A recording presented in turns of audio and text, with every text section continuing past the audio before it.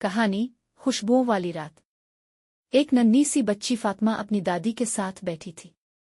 बाहर चांद चमक रहा था और आसमान पर सितारे जगमगा रहे थे।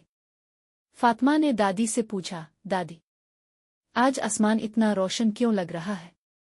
दादी मुस्करा कर बोले, बेटी, आज की रात 12 रबीउल अव्वल की है।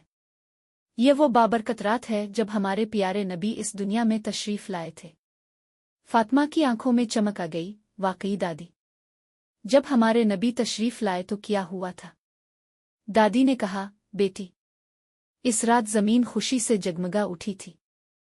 हर तरफ नूर और रोशनी फैल गई थी। खुशबुएं चारों तरफ फैल गई थीं। ये दुनिया को सबसे बड़ी खुशखबरी मिली थी क्योंकि अल्लाह ने हमें अपना महबूब नबी अता फरमाया। फातिमा ने खुश होकर कहा, वाह दादी, हमारे नबी तो वाकई सब के लिए रहमत है। दादी ने प्यार से कहा, हाँ बेटी, इसीलिए हम इस दिन को खुशी और शुक्र के साथ मनाते हैं, नतें पढ़ते हैं, चरागां करते हैं और ये याद करते हैं कि रसूल अल्लाह ने हमें मोहब्बत, अखलाक और दूसरों की मदद करना सिखाया। फातिमा ने मुस्करा कर कहा, मैं भी हमारे नबी की सुन्नतों पर चिल्लूंगी, सबसे प्यार से बात करूंगी और दूसरों की मदद करूंगी। ये सुनकर दादी खुश हुईं और फातिमा को गिले लगाकर बोले, मेरी प्यारी बच्ची, यही तो रसूल अल्लाह की सच्ची खुशी है कि हम सब अच्छे इंसान बने।